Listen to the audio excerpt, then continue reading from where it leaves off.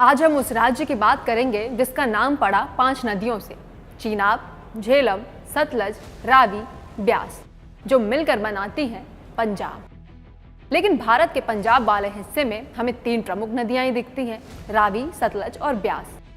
जिन नदियों ने इस राज्य को उपजाऊ मिट्टी और पहचान दी, वही नदियां आज कहर बरपा रही हैं। खेतों से खलियान, गांवों तक हर जगह पानी ही पानी है। उत्तराखंड में आई तबाही के बाद पंजाब में आई बाढ़ ने सब कुछ तहस नहस कर दिया है। हाल ही में मिले अपडेट के मुताबिक इस बाढ़ में पंजाब के लगभग 1400 गांव डूब गए।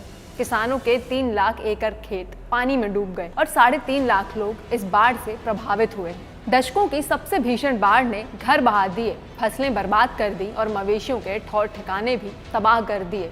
तेज बारिश से सतलज, ब्यास और रावी, ये तीनों नदियां खतरे के स्तर तक पहुंच गई, जिसकी वजह से निचले इलाकों में पानी भरा हुआ है और कई बांध भी लगभग भर चुके हैं। नदियों और बांधों में पानी खतरे के स्तर तक पहुंचने के बाद प्रशासन ने राज्य के सभी 23 जिलों को फ्लड प्रोन घोषित कर दिया है। इस बाढ़ में अभी तक 30 से भी ज्यादा लोगों ने अपनी जान गंवाई है। वहीं कई लोग लापता बताए जा रहे हैं। 19,000 से भी ज्यादा लोगों को अलग अलग इलाकों से रेस्क्यू कर सुरक्षित जगह ले जाया गया। एनडीआरएफ और एसडीआरएफ की टीम्स राहत और बचाव में जुटी हुई हैं। हेलीकॉप्टर्स और बोट्स की मदद से राहत सामग्री पहुंचाई जा रही है और लोगों को जहां तहां से रेस्क्यू भी किया जा रहा है। पंजाब में बिगड़ते हालात को देखते हुए 7 सितंबर तक स्कूल और कॉलेज बंद करने के आदेश हैं। सोशल मीडिया पर जो विजुअल सामने आ रहे हैं वो पंजाब की बाढ़ की असली तस्वीर बयां कर रहे हैं। कहीं तेज बहाव में फंसे मवेशी अपनी जान बचाने की कोशिश करते दिखते हैं, तो वहीं लोग एक दूसरे का हाथ पकड़कर लंबी चेन बनाते हैं ताकि एक जानवर की जिंदगी को बचाया जा सके। कई जगह किसान अपनी बर्बाद फसल के बीच खड़े होकर आंसुओं से अपनी मेहनत डूबते हुए देख रहे हैं। इन तस्वीरों को देखिए, किस तरह जब रास्ता टूट गया तो इन लोगों ने अपने कंधों को मजबूत किया ताकि अपनी पीठ को उन बच्चों का सहारा बनाया जा सके जो स्कूल से लौट रहे थे। पंजाब की बाढ़ से जुड़ा ये वीडियो दिल छू लेगा। चारों ओर कमर तक पानी भरा हुआ है, घर खेत सब डूब चुके हैं और सबसे दिल छू लेने वाली तस्वीर ये है जहां लोग डूबते कुत्तों और बछड़ों को अपनी गोद में उठाकर सुरक्षित जगह ले जाते हैं। ये नज़ारे बताते हैं कि इस त्रासदी में हर जान, चाहे इंसान की हो या जानवर की, बेहद कीमती है और हर कोई अपनी क्षमता के हिसाब से किसी न किसी की जिंदगी बचाने की कोशिश कर रहा है। पिछले कुछ सालों में पंजाब ने कई बार ऐसी बाढ़ का सामना किया। पंजाब की अर्थव्यवस्था खेती पर टिकी है, इसलिए बाढ़ का सीधा और गहरा असर किसानों पर पड़ता है। यहाँ सबसे ज्यादा गेहूं और चावल की खेती होती है, लेकिन इस बार भारी बारिश से लगभग 1,48,000 हेक्टेयर खेती पानी में डूब गई। राज्य की 3 करोड़ आबादी में से करीब 1/4 लोग खेती पर निर्भर है, इसलिए गांव वालों की रोजी रोटी पर बुरा असर पड़ा है। सिर्फ इंसानों पर ही नहीं बल्कि जानवरों को भी बाढ़ ने बुरी तरह प्रभावित किया। मवेशी भी पंजाब के किसानों की जिंदगी का एक अहम हिस्सा है। ऐसे में बाढ़ की वजह से इनके मरने या बीमार होने से किसानों को दुगना नुकसान झेलना पड़ रहा है। पिछले कुछ सालों में उफनती नदियां, खराब ड्रेनेज सिस्टम और तेज बारिश पंजाब में बार बार बाढ़ जैसे हालात बना रही है। अगस्त में पंजाब में सामान्य से 74% ज्यादा बारिश हुई, जो पिछले 25 सालों में सबसे ज्यादा है। सीएम भगवंत मान ने इसे अब तक की सबसे बड़ी आपदा बताया है और केंद्र से 60,000 करोड़ की मदद मांगी है। सरकार ने आने वाले दिनों में भी भारी बारिश का अलर्ट जारी किया है। एक्सपर्ट्स का कहना है कि अगर नदियों में पानी का दबाव ऐसे ही बढ़ता रहा तो हालात और बिगड़ सकते हैं।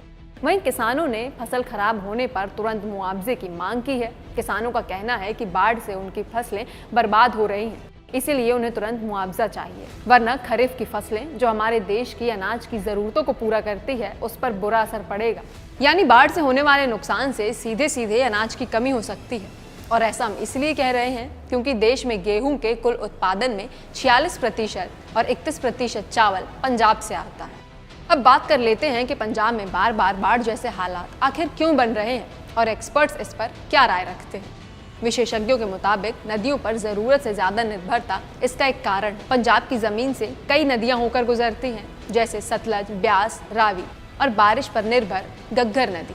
बरसात के मौसम में अगर बहुत तेज बारिश हो जाए या ऊपर से डैम से पानी छोड़ा जाए तो ये नदियां जल्दी उफान पर आ जाती हैं और आसपास के गांव खेत डूबने लगते हैं। पिछले कुछ दशकों में एक्सट्रीम रेनफॉल इवेंट्स यानी बहुत कम समय में बहुत ज्यादा बारिश होने की घटनाएं बढ़ गई हैं। वैज्ञानिक इसे क्लाइमेट चेंज का नतीजा मानते हैं। इसका मतलब है कि मौसम के पैटर्न बदल रहे हैं और बाढ़ जैसी आपदाएं पहले से ज्यादा और खतरनाक तरीके से आ रही हैं। तीसरी वजह है पुअर ड्रेनेज सिस्टम, जो कई शहरों में बारिश के बाद होने वाले वाटर लॉगिंग प्रॉब्लम के पीछे एक मेजर रीजन है। पंजाब की टोपोग्राफी की बात करें तो यहाँ ज्यादातर मैदानी इलाका है। जब जमीन समतल होती है, यानी उसमें ढलान नहीं होती, तो पानी आसानी से बह नहीं पाता और जमा हो जाता है। इसके अलावा लोगों ने नेचुरल ड्रेन्स और ट्रिब्यूटरीज पर अतिक्रमण कर लिया है। नतीजा ये हुआ कि जब बारिश होती है तो पानी निकलने की जगह ही नहीं बचती और वाटर लॉगिंग बढ़ जाती है। चौथी वजह है डैम से अचानक पानी छोड़ा जाना। भाखड़ा, पोंग और रणजीत सागर जैसे बड़े डैम बरसात के समय जब भर जाते हैं तो अचानक इनसे पानी छोड़ना पड़ता है। ये पानी निचले इलाकों में बाढ़ की स्थिति और गंभीर कर देता है। पंजाब में बाढ़ की तबाही को सिर्फ तेज बारिश या डैम से छोड़े गए पानी से नहीं जोड़ा जा सकता। इसमें ह्यूमन फैक्टर भी शामिल है, जैसे इल्लीगल माइनिंग। नदियों के किनारे और रिवर बेड से रेत, बजरी और पत्थर बहुत ज्यादा निकाले जाते हैं। जब ये माइनिंग जरूरत से ज्यादा और बिना नियमों के इल्लीगल होती है तो नदी का नेचुरल फ्लो बिगड़ जाता है। नदी की गहराई और दिशा बदल जाती है, जिससे वो कमजोर जगहों से टूटकर पास के खेतों और गांवों में घुसने लगती है। इसके अलावा ज्यादा रेत और पत्थर निकालने से रिवर बैंक कमजोर हो जाते हैं।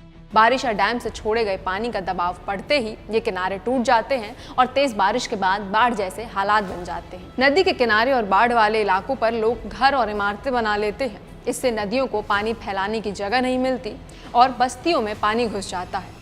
अब अगर बात करें बाढ़ से सबसे ज़्यादा प्रभावित होने वाले तबके की, तो वो है किसान। पंजाब में किसानों के लिए कोई पुख्ता क्रॉप इंश्योरेंस नहीं है, यानी अगर बाढ़ से फसल बर्बाद हो जाए तो किसानों को भरपाई के लिए कोई सीधी मदद नहीं मिल पाती। इससे राज्य की आर्थिक स्थिति और बिगड़ जाती है। आज पंजाब बाढ़ से जूझ रहा है, लेकिन पहली बार नहीं। लगभग 6 साल पहले यानी 2019 में भी पंजाब में ऐसे ही हालात बने थे। उस समय लगातार बारिश और भाखड़ा डैम से छोड़े गए पानी की वजह से 300 से ज्यादा गांव डूब गए। रोपड़, जालंधर, फिरोजपुर जैसे जिलों में लोगों को हेलीकॉप्टर से खाना और पानी पहुंचाना पड़ा था। घग्गर नदी और सतलज के किनारे कई जगह बांध टूट गए। करीब 1,60,000 एकड़ फसल बर्बाद हो गई थी। सड़कें और बिजली जैसी सुविधाएं ठप हो गई थी और कई लोग और पशुओं की जान चली गई थी। 2019 के बाद 2023 में पंजाब ने बाढ़ का सामना किया। उस वक्त 10 जिलों के 1400 से ज्यादा गांव डूब गए थे और 48 लोगों की मौत हुई थी। हिमाचल और पंजाब में रिकॉर्ड तोड़ बारिश, साथ ही खराब ड्रेनेज सिस्टम ने हालात और बिगाड़ दिए। करीब 2 लाख हेक्टेयर खेती डूब गई। सड़कों और पुलों को भारी नुकसान हुआ और हजारों लोगों को राहत कैंप्स में जाना पड़ा। किसानों को फसल के नुकसान के बदले जो मुआवजा मिला वो उनकी नज़र में बहुत कम था। अब बात कर लेते हैं 1988 की। 1988 में आई बाढ़ में भी बहुत तबाही हुई थी। भाखड़ा इलाके में सिर्फ 4 दिनों में करीब 634 मिलीमीटर बारिश हुई थी। इसके साथ ही भाखड़ा और पोंग डैम से बड़े पैमाने पर पानी छोड़ा गया, जिससे सतलज, ब्यास और रावी नदियां उफान पर आ गईं। पूरे पंजाब में लगभग 9,000 गांव बाढ़ से प्रभावित हुए थे। उनमें से 2500 से भी ज्यादा गांव पूरी तरह से डूब गए थे। करीब 34 लाख लोग प्रभावित हुए। 500 से 600 लोग पंजाब में मारे गए थे और करीब 62 लोग लापता बताए गए थे। पिछले दिनों हमने आपको हिमाचल और जम्मू की भी ऐसी ही कुछ तस्वीरें दिखाई थी। भारत के कई उत्तर पूर्वी राज्य जैसे हरियाणा, पंजाब और राजस्थान कुछ दिनों से भारी बारिश का सामना कर रहे हैं, जिनमें सबसे ज्यादा तबाही हिमाचल प्रदेश, उत्तराखंड और जम्मू कश्मीर में हुई। पंजाब में बाढ़ से हालात अभी भी गंभीर हैं, लेकिन सोशल मीडिया ने इसे हल्के ह्यूमर के साथ दिखाया है। सज्जाद अली का गाना रावी, जिसमें कहा गया रावी विच पानी कोई नहीं, अब बाढ़ के बीच वायरल हो रहा है। लोग इस आयरनी की मीम्स और पैरोडी वीडियो शेयर कर रहे हैं। सज्जाद अली ने यह गाना तब लिखा था जब रावी नदी में पानी की कमी थी, लेकिन आज हालात अलग है। अथॉरिटीज ने लो लाइंग एरिया में रेसिडेंट्स को इवैक्यूएट करने और रिलीफ ऑपरेशन तेज करने के लिए कहा है। ये दिखाता है कि नदियां सिर्फ पानी की धाराएं नहीं, बल्कि हमारी जिंदगी और खेती का अहम हिस्सा है, और जब वो उफान पर आती हैं तो सबसे ज्यादा असर आम जिंदगियों पर पड़ता है। पंजाब में बाढ़ और आपदा के दौरान कई फिल्म कलाकारों ने मदद का हाथ आगे बढ़ाया। सोनू सूद फ्लड अफेक्टेड लोगों के लिए रिलीफ मटेरियल्स जैसे राशन, दवाइयाँ और पानी की सप्लाई उपलब्ध करवाई, इवैक्यूएशन में मदद की और लोगों को सेफ शेल्टर्स तक पहुँचाने में सपोर्ट किया। सोशल मीडिया के जरिए लोगों को जानकारी और इमरजेंसी सपोर्ट की गाइडेंस भी दी। दिलजीत दोसांझ ने अमृतसर और गुरदासपुर के 10 सबसे प्रभावित गांवों को गोद लिया और वहां राहत सामग्री पहुंचाई। सोनम बाजवा ने भी प्रभावित इलाकों में सहायता करने के लिए डोनेशन दिया। एमी विर्क ने करीब 200 परिवारों की मदद की। वहीं करण औजला ने लोगों के लिए दवाइयां, नाव और खाने का बंदोबस्त किया। ये जो प्राकृतिक आपदाएं लगातार देश के अलग अलग राज्यों में आ रही हैं, इनके पीछे देखा जाए तो हम ही हैं। हालांकि क्लाइमेट चेंज को रिवर्स करने में बहुत देर हो चुकी है, लेकिन इसके इतने बुरे असर को हम कम जरूर कर सकते हैं। इन प्राकृतिक आपदाओं से लोगों की मुश्किल में पड़ी जिंदगी को थोड़ा आसान जरूर बना सकते हैं। तो अपने आसपास से ही शुरू कीजिए। पंजाब में आज हालात मुश्किलों से भरे हैं। अगर आपको भी किसी तरह की मदद चाहिए या आप किसी की मदद करना चाहते हैं तो सरकार ने इसके लिए हेल्पलाइन नंबर जारी किए हैं। इन नंबर्स पर कॉल करके राशन, मेडिसिन या शेल्टर जैसी मदद ली जा सकती है और दी भी जा सकती है। मेरा नाम है खुशबू और आप देख रहे थे जस्ट।